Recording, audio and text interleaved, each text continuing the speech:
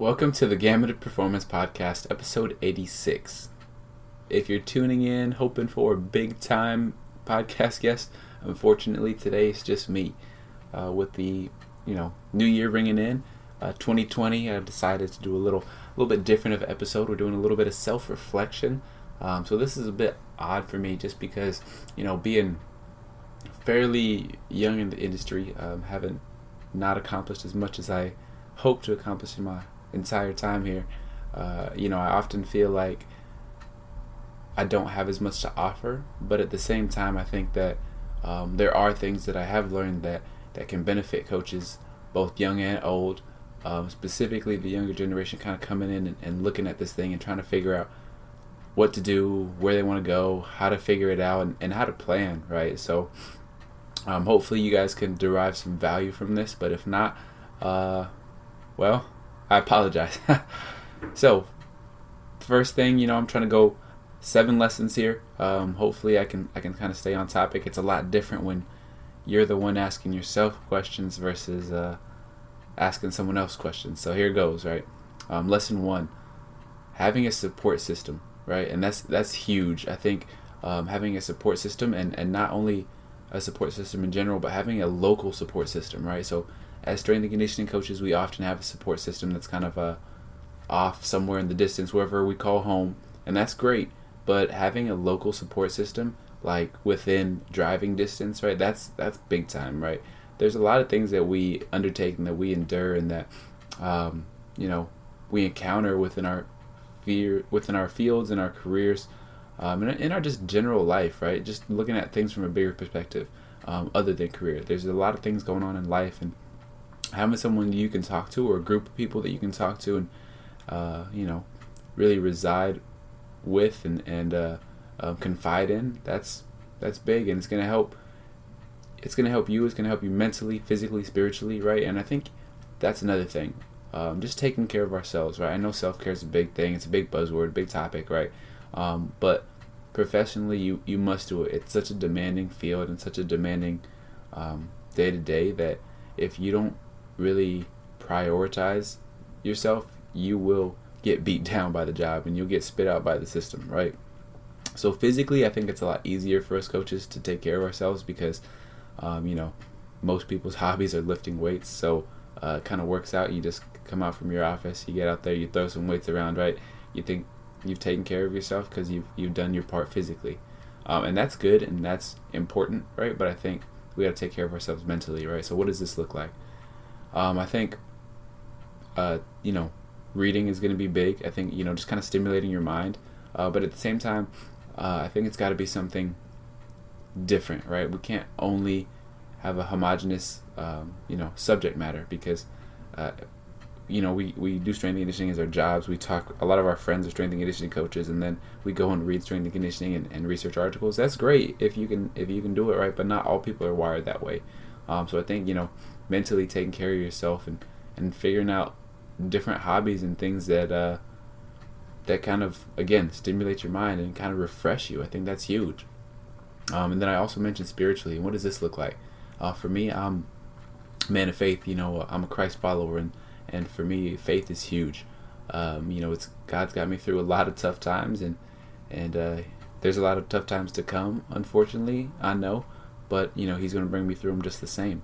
And so having that God puts everything in perspective, right? It really makes all my problems seem small compared to the universal things going on. There's a lot of stuff going on in life, just across America, outside of America, in different countries. There's a lot of stuff going on, but putting things in perspective and knowing that we have a creator and a savior that we can give all our problems to, and it's just refreshing, and it really helps to take some of that stress off of you, because again, no matter what no matter what we think, what we do is stressful, and so being able to kind of give that up to God is just huge. Second lesson, I know that was a long one, a lot of tangents there, but that's how it's going to be, so just get ready for it. Lesson number 2, no matter how much you love your job, it's still a job. You got to manage your time and prioritize what's important. So people often say, like, it doesn't feel like work, which is true. I agree. but at the same time, it is work, and I think we need to realize that, because only once we realize that, then we're going to be able to manage ourselves even better. We have personal life and we have personal responsibilities, but I think when we merge the two of personal life and work life, that we forget, things outside of our immediate job, right? So like family, friends, loved ones, relationships, that kind of stuff. I think we start to forget some of that stuff, and we start to put that on the back burner and prioritize work, which is good and well, to be passionate about your career, but you gotta think, like, when you're done at that place, you're done at that organization, they're gonna move on just the same, no matter how many people there or how many people you impacted or you liked or they liked you. It doesn't really matter at the end of the day compared to your relationships and all the things outside of work. I think it's a big part of it, and I think it's part of leading a full life is having a career with work that we find meaningful. But don't neglect the big things. Lesson number 3, make yourself a schedule and stick to it. This applies to all aspects of life, right? If you're not doing this in your work life, you're probably largely inefficient and you're not getting things done, and you probably won't last very long. But you've probably already figured that out. But aside from that, right, again, your continuing education, I think you need to prioritize that. Your social life, right, you need to prioritize that. Your spiritual life, your mental health, all that kind of stuff needs to be prioritized, and you got to stick to the priorities and the schedule that you set. So how does this look, right? So obviously you got your work schedule, and you might use a day planner or your iPhone app or calendars, whatever you use. And that's great. I think that's very useful, and I've used a combination of all of those throughout. But I think you gotta make some kind of a checklist, to-do list. That's personally how I operate. Is a nice little to-do list for stuff outside of work, right? So with my hobbies, with things that I want to do, skills that I want to learn, they're all on the to-do list, right? And then part of making that to-do list is actually to do it, right? Even when you don't feel like doing it, you're tired. I know a lot of times that you can get beat up. You can feel exhausted. So all you want to do is, all right, after work, I'm going to eat. I'm going to come home and, maybe watch a little Netflix and call it a day. That's really easy to fall into. And you got to fight that with everything you have, right? Especially if you're in a not ideal situation.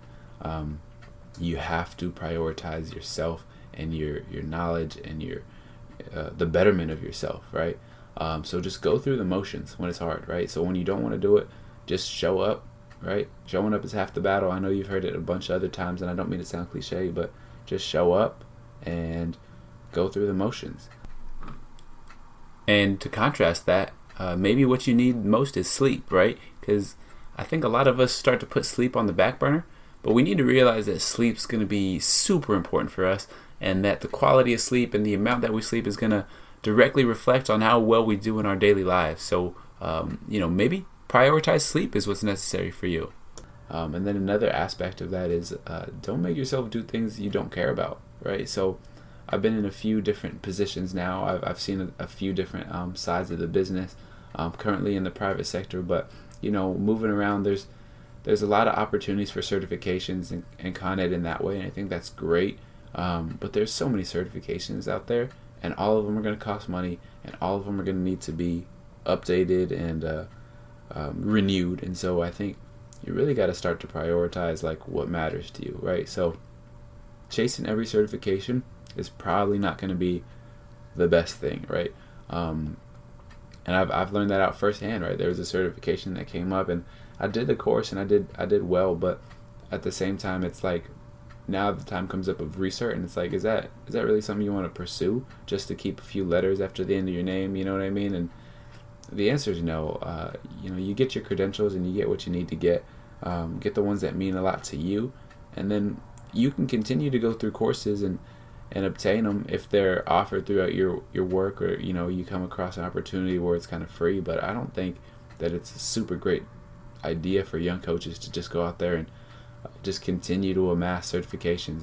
How about you use the certifications you have and maximize the learning opportunities and get your worth out of that one or whatever few handful of certifications that you have, versus just continuing to amass others and really, just waste your resources in terms of money. Lesson number 4, kind of mentioned it before, but you got to have, I think personally, right? Everyone might not agree with this, but you got to have friends and hobbies outside of strength and conditioning, right? And I think there's some crossover there, and you might have some friends that are, involved in some different circles outside of strength and conditioning, or that are involved in multiple communities, which is fine. But I think it's just, it's a little bit refreshing. Again, that's all about taking care of yourself and being your best self. And I think to be your best self at work, I think you have to have an outlet of having your hobbies and your community outside of work in the workplace, right? I think coworkers don't always have to be your friends. They can just stay coworkers, and that's fine. In strength and conditioning, it's again different because there's such a small department that some of your coworkers become your friends, and that's okay too. But I think knowing that we can have friends outside, and we don't always have to talk weights and lifting and conditioning, like that's a freeing thing, right? So have that outlet, whatever it is. It doesn't even have to be anything related, right? Just have that little bit of like passion project or whatever you're working on. Maybe you want to learn guitar, maybe you want to learn a different language or whatever. And I think, again, those are kind of separate, but they can also help contribute just by, working your creativity muscle, if you will, and working that side of your brain and just learning something new and just expanding out of your box versus being so rigid and by the book, So have friends and have hobbies outside of strength and conditioning. Lesson 5, actions speak louder than words.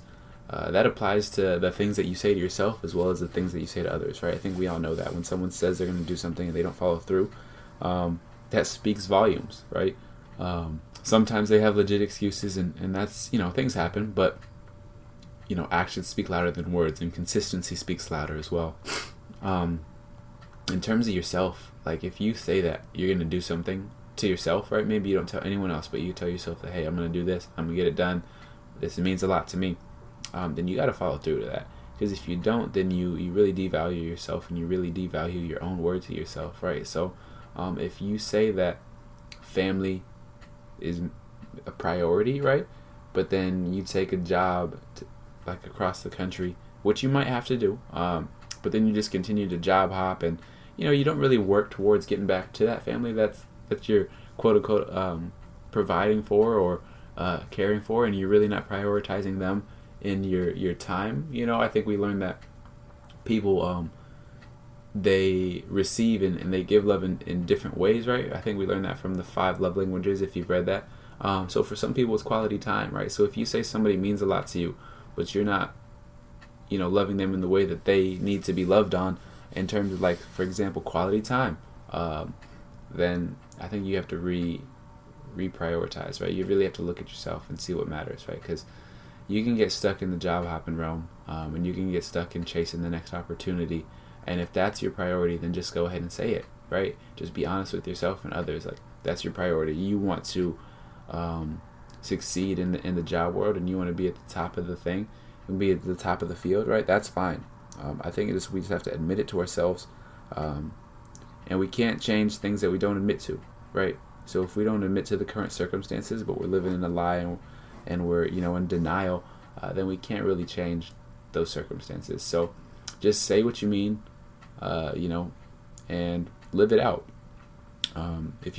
Another thing with that is, if you truly believe in yourself and you think that you're good enough, I think that you can make anything happen, right? And this applies directly in the terms of the job world, right? So if you have to move away, for example, to get your first job, or take your GA or something like that, and then you want to move back home, but you're waiting for this opportunity, or you're waiting to open your own facility, or you're waiting for whatever, you can continue waiting, and that might go on for years and years and years. Or you can bet on yourself and you can go kind of make something happen.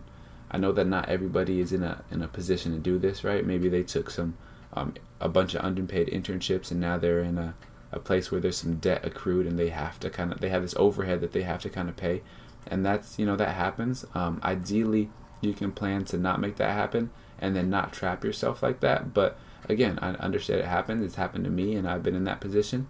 But if you really care about something and you want to make it happen and you think you're good enough to make some stuff happen, then go ahead and take a risk and take a bet on yourself, especially early in your career, right? If you, say you do your GA 2 years or you work a couple years and then you're like, hey, I'm really unhappy in this position, then go ahead and move, make it happen.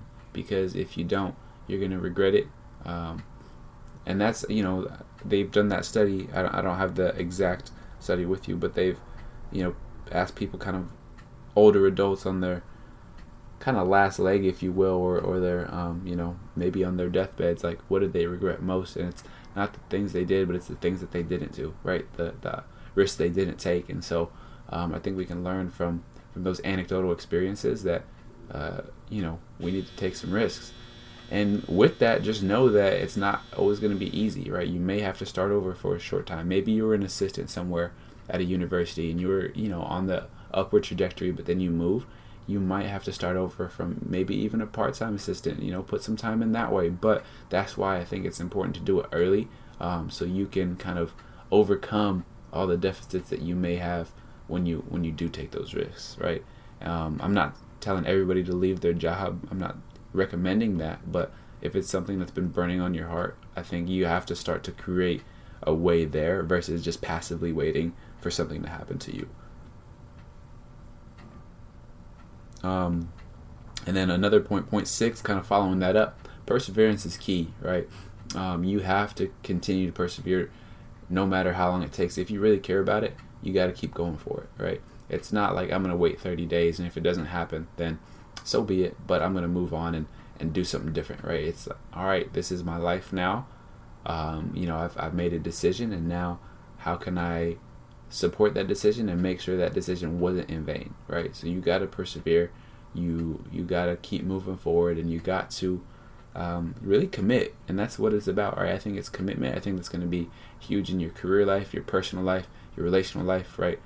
Whatever you decide that you think is important to you, you have to commit to it.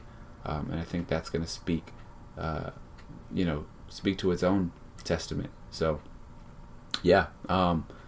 Last thing, first you must begin, right? You got to help yourself. So whatever it is that's important to you, whatever it is that you think is worth your time or, worth your money, worth your resources, you got to begin, right? A lot of people have good ideas and things in their mind that they're like, oh, I'll eventually do it after I do this and this and this and this and this, right? But we don't know how much time we got left, honestly. And that's something that kind of weighs on me, just with all the things going on, and there's just death and just crazy things that happen. You got to begin, right? You got to begin, and once you begin, you enlighten someone else to begin, and then their light shines on someone else, and so on and so forth. And that's just the chain effect of one person taking action in their life, right? And then with that, you got to help yourself, right? I firmly believe that to get somewhere, it's going to take more than just you. But if you don't begin and you don't help yourself in the way of just starting, no one's going to want to help you, right? I've experienced a ton of support from people that, I don't really know why they even took the time out for me, but they've supported me. They helped me get to a new level. They've helped me learn something, or they've, helped reveal a weakness in myself that I need to better myself in. But I think it all started with the action of me taking that initial step of either reaching out or, creating something or something like that. But, first you must begin. I know this one's a little bit shorter than most, but that's all I got right now, and to save you guys some time, and hopefully, those are of value, those lessons. But yeah, 7 lessons. Take it for what it is. Hopefully you can derive some value, and I will see you guys next time. Thank you for listening.